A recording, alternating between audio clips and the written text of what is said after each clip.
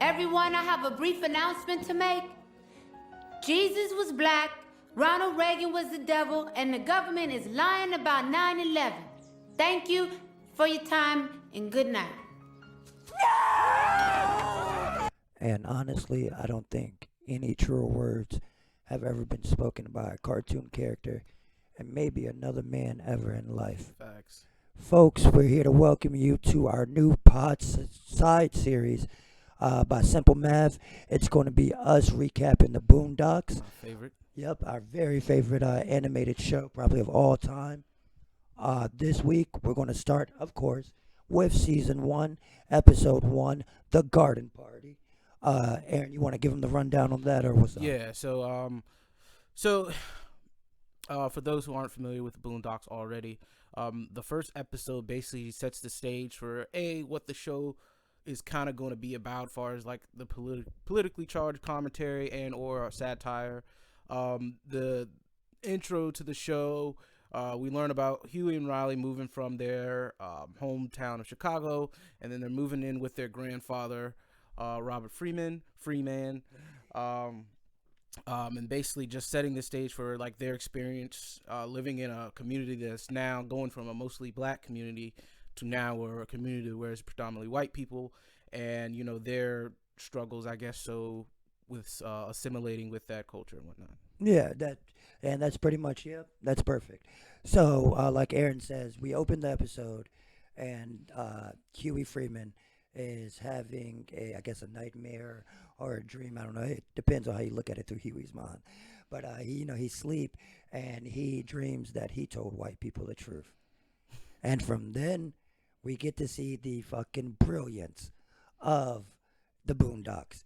Because immediately, Granddad wakes him up knowing what's going on. He said, "You had a dream you were telling white people the truth again." Slap the fire out that man. Yeah, out of his sleep. He said, "You had that dream. You were telling white people the truth again." He said, "Boy, I told you better."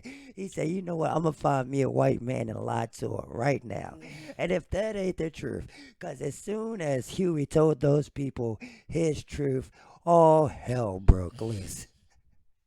Like you said when we were watching it, at one point, some random dude just grabs another dude by the shoulder who seems totally like disconnected from him and just decks the shit out of him. Yeah, you guys gotta watch it. Like he set it off at the garden party with the talking about telling his truth, telling his truth. Jesus was black, Ronald Reagan was the devil, all that good stuff.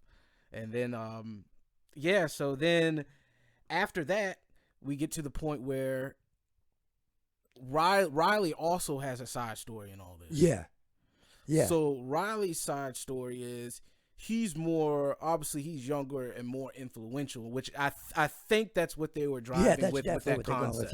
The young dumb mindset. Yeah, because essentially Riley's like 8 and then Huey's around 10 or 11. So there's like a 2 or 3 year gap between the two of them. But Riley is always definitely supposed to be. Riley is kind of like the prototypical bad kid. Yeah. Like everything a badass kid would do is some Riley shit. You know what I'm saying? And so one of the first times we see Riley, he's already just, you know what I'm saying, like being a dickhead. Because in the opening scene, when they go, rather, Huey has the dream, and then the transition is to when the actual commentary starts, honestly. Because it's not till we meet Ed Wuncler, the older Ed Wuncler, that the real political commentary starts, and how white people love cheese. Yeah. You know what I'm saying? Like, it's little jokes like that they move to this new neighborhood, and the first person that fucking comes to their door is this rich-ass white dude, and he says, who are you? He's like, "Oh, I'm Ed Wuncler. I'm the motherfucker that owns the bank that owns your house." Yeah. Like, golly. Like that. You know what I'm saying? He was just talking shit about the white man, and now he ordering Riley to go make them a plate of cheese. You know what I'm saying? Yeah. Hey, he was right. That happens, bro. That dynamic always that happens a lot, bro. Yeah. More than people think it is. Like, and that's the crazy thing that I think about Boondocks from not just this episode that people will but people will catch on going forward that it's satire, but at the same time you'll be like, dang, man, That's that exactly does happen right. though. Yeah, that's exactly right. Because, and see, that's going to be a really big part of this side series. That's me talking to the audience, not you. But is us really more delving into the what they're actually saying, sort of thing. And like you said, that's real as shit. Being black, if you've gone somewhere with an older, what I'm saying, black person before, like maybe when you were younger, maybe not now, Yeah. maybe when you were younger, ain't got nothing but, what I'm saying, it Yeah. rightfully so, have nothing but bad to say about the white man. But have you ever seen, what I'm saying, an older black person really blatantly disrespect a white person? It's trauma, you know what I'm saying? Yeah. It's trauma. And see, the thing is, at the same that as we're talking about this, Riley Freeman also kind of brings this up just in general to Granddad, because he says, like, yeah, all y'all hate white people and talk about all this shit y'all did to get out of the struggle, but for real, it's an entire generation taking, Yeah. taking the reward for Yeah. what a very Huey. few, Huey. for what a very few people have actually done. You know what I'm saying? Yeah. So it's a double-edged sword of saltiness. It's like, yeah, y'all overcame that, but if you weren't, you know what I'm saying, out there on the streets. Some of y'all was out there scared. Yeah, You just be like, you know what I'm saying? So a lot of y'all was in the crib. Exactly. You know what I'm saying? Exactly. And that's the thing. Like, Granddad is portrayed as a really strong man. But if you really go back and break it down, he's a strong man, but still that racial dynamic is probably, other than, well, there's a really big highlight of the entire series we'll get to, but that's one of those, like, that episode was one of the real telltale signs of Granddad's, how he viewed himself. Yeah. Yeah, because he kind of feels that, I think sellout may be a strong word because it's not necessarily synonymous with just having money in a nice house. Yeah. But I think that's what they're kind of trying to say. Like, he moved to this society and now he now wants the people under him to assimilate like he did. Yeah, exactly. And that's the same dynamic that black people struggled with back in the civil rights movement, where it was like Martin Luther King kind of wanted the same thing as Malcolm did, but he wanted a more peaceful, I don't want to say pandering, but something more along those lines, more of a common, like, get under an understanding and try to live together. He wanted common ground, not revolution. Exactly. Yeah. And that's kind of like, I feel like where that's coming in from. Yeah. So. And so they do get invited to the garden party. Essentially, it ends with them getting invited. Not ends, but they get invited to the garden party, and it's here. This is honestly, like, I understand why Boondocks had it from the show, at least, because the comic book was always, what I'm saying, the comic strips were always, really highly regarded.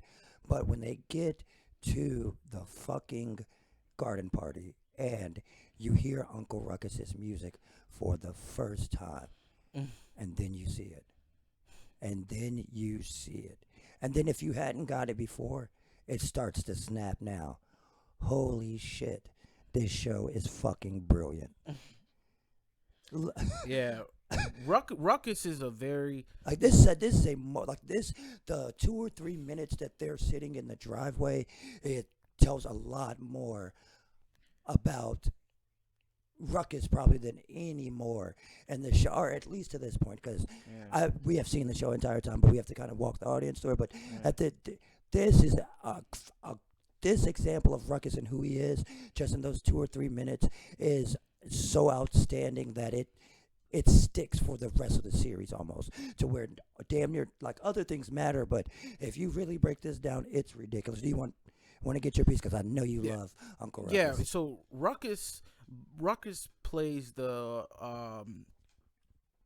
role of, I guess, the self-loathing Negro, or black person, or however you want to describe it. I think Ruckus is actually one of the most probably important characters with this show, because he's the one character where, the lines aren't really blurred with how he views it. You know what I'm saying? He's a little bit more. It's a little bit more direct, and I think it's purposely set up that way, so his what he says hits a little bit more. Exactly. You know what I'm saying? Ruckus is. I had because I love this show. I've watched this show a million times. I had the conversation with a really good friend of mine, a white friend. I was like, Ruckus is the measuring stick as to if I'll watch this show with you. You know what I'm saying? Like, 'cause like you said, it's not blurred. Like, it's just fucking fuck the, like, you know what I'm saying? Like, these niggas, like, you know what I'm saying? It's a cold black, and cold black don't exist type thing. You know what I'm saying? So he is, I think, the epitome of the brilliance of the satire, because it doesn't come off satirical. Yeah. It does, but it doesn't at the same time. Yeah. Because, and I've said this before, Uncle Ruckus will say some really true things sometimes. Yeah. But in the worst fucking way. Yeah. But all right, continue back to the actual show. So they get to the gate. As soon as they get in, it's valet service. So they get to the gate, get out the car. Uncle Ruckus, 40-yard dashes, fucking right past, just ignoring them. And then they have the conversation, essentially like, you know, Ed Wunsler invited us, and Ruckus says something like, I've worked for Mr. Wunsler for 20 years, and I've never been invited. Yeah. The self-loathing Negro. And you know why? You know why? Because you hate yourself, Ruckus. You know what I'm saying? Yeah. Like, and that's the thing that, like, maybe if it isn't about race, but a lot of self-loathing people don't realize that the opportunities they miss out on are because they hate themselves, not because other people hate them. That's very true. You know what I'm saying? That's very true. That's absolutely true. Matter of fact.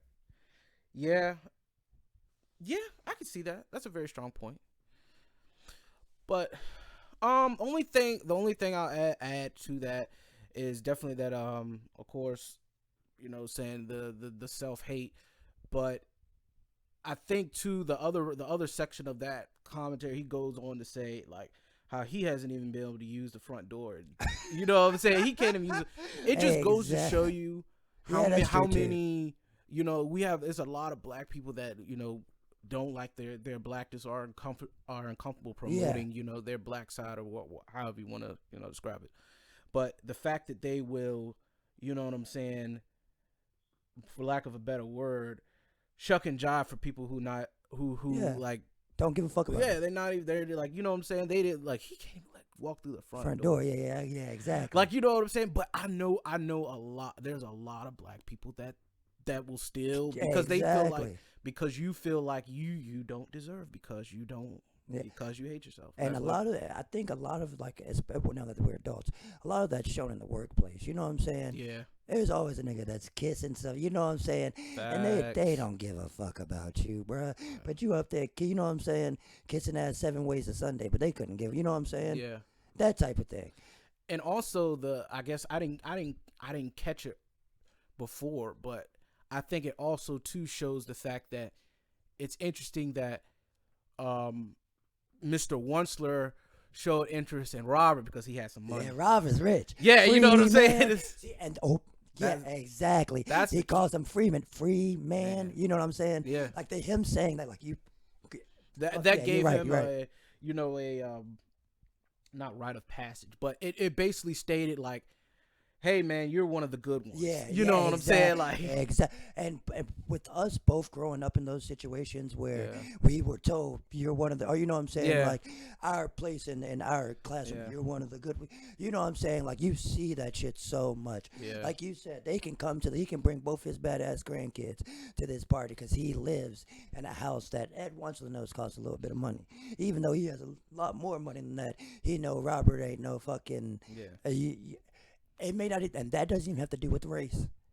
That's the thing. It doesn't even have to do with race. Because, as we go on, we find out that Ed Wunsler's grandson, Ed Wunsler III, is a fucking wigger. Yeah. A PTSD-riddled Iraq war veteran wigger. Yeah. So I'm gonna ask, what do you think? Because you would think just by way the rhetoric goes in the episode that he is kind of the young George W. Bush. That's what I kind of got with it, maybe. But I was wondering, but I asked you because the whole you know, wigger thing is like threw me off because it's like, well, George Bush didn't really fit that, but he was saying in the episode, 30 years. Yeah, this he's man is dumb gonna as be a box of rocks. Yeah, but in 30 so I years, thought they were he'll be trying the to say president. this is kind of like a. No, that wasn't a direct shot Okay. to George Bush. That's a direct shot to any white kid that doesn't have to do anything, but still, it's going to get your Donald Trumps, your Yeah. That's what it is, and it's a overarching allegory or allusion, not illusion, allusion.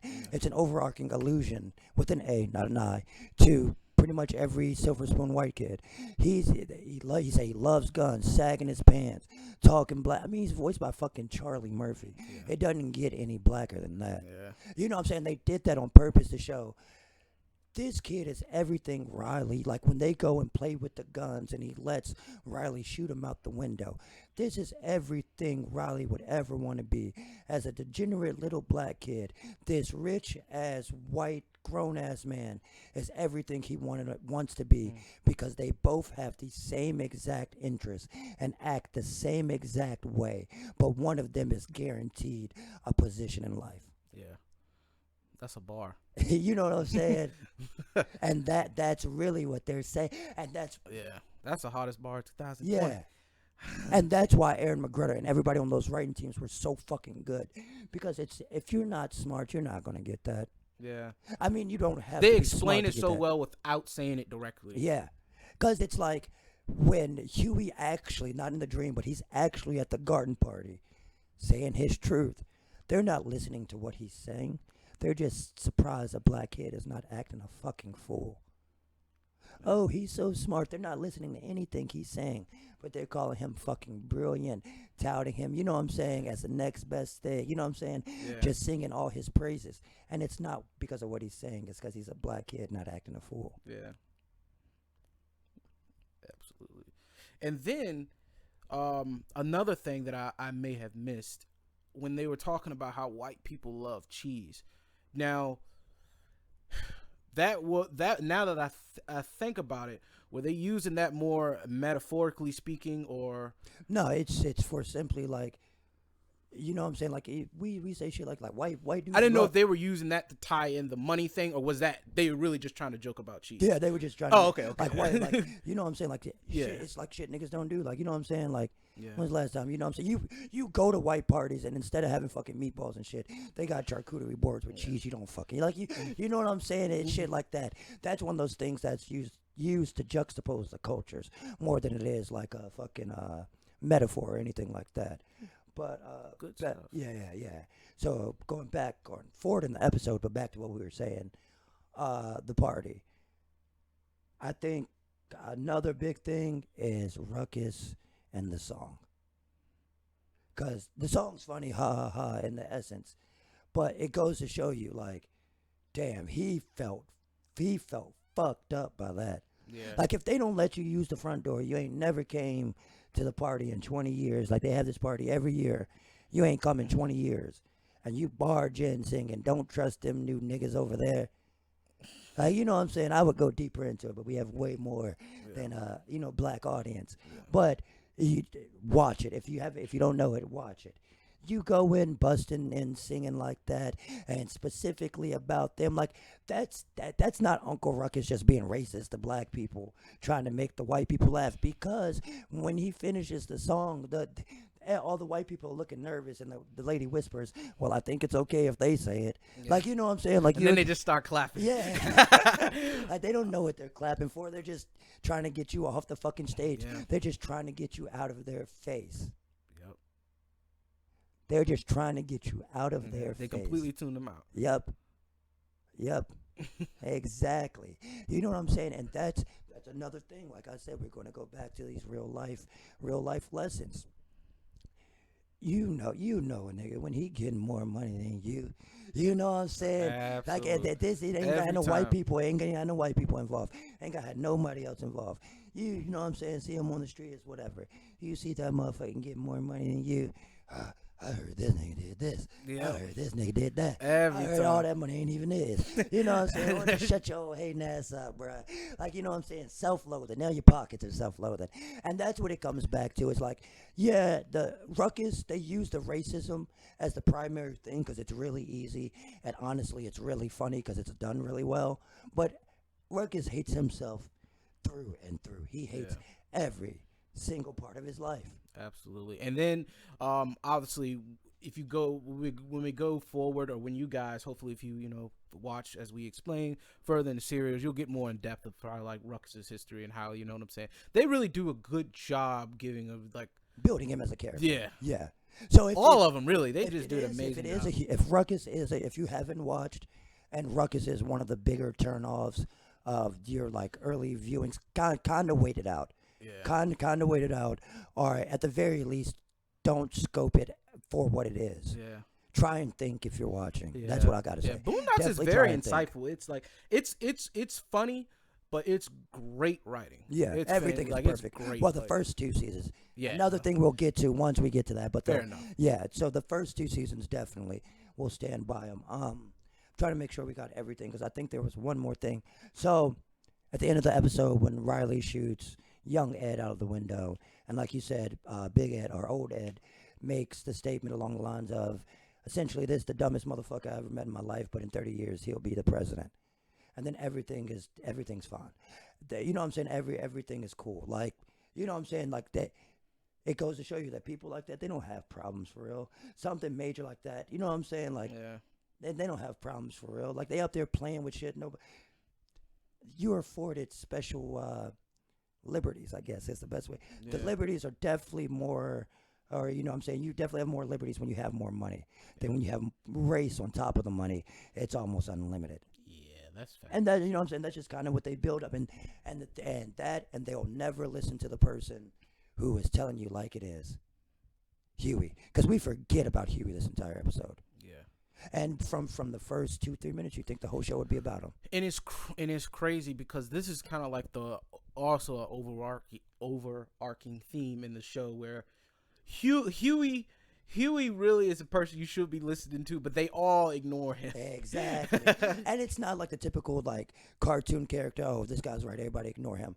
Like, no, Huey is one of the only characters with a realistic conscience. God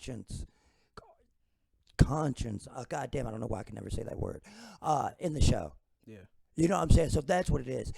Like, y'all will see that it's so expressive. Like using Huey to drive the plots without using him as a plot, like just like plot armored up. Like, it's ridiculous how well that they do it. Like, he has his ups and downs. He doesn't always win, but he's somehow always right in a way. And for some inexplicable reason, he knows Kung Fu. Hey, because he studied, man. I tell you, exactly. Kung Fu master at 11 years old. Exactly. I'm telling The you, man. Kumite. Oh, I can't tell. I I can't have break to that. I say, can't break that. I we can't break gotta wait. Y'all we gotta watch. wait. Y'all really do have to watch. Boondocks is something like, honestly, I think Boondocks is one of those shows every black person needs to watch. Specifically, everybody can enjoy it, but every black person for sure could get a lot from that show. Definitely, yeah. Boondocks, like I said, it's a cultural piece beyond like, you know what I'm saying? It's beyond. We're trying to explain it now, and this is the best we can do. Yeah. But I don't know. I'm trying to think. I'm trying to make sure before we wrap up, because this is the first episode. We've got, we hit the minute mark we needed to. Just trying to make sure. I feel like there was one lesson I was leaving out that I wanted to talk about. But I think we've ran through everything. Yeah, because I mean, I want people to watch it too. Yeah, exactly. Yeah. So, let us know what you think or what you guys think about the episode and stuff like that. Yeah, definitely. Hit us up on social media, especially if you're a first-time watcher. If you want, you know what I'm saying, a little bit more insight, maybe some other source material just to read and get your history up, let me know. I can definitely provide that stuff for you. This is something we're really excited to be doing. Both of us really fucking love this show, like, a lot. So this is not even a burden. It's more of a, you know what I'm saying, this is about to be, you know what I'm saying, like, this is enjoyable, that type of thing. Not going to talk your ear off unnecessarily. Really appreciate your support. Mr. Out. Aaron out. Peace.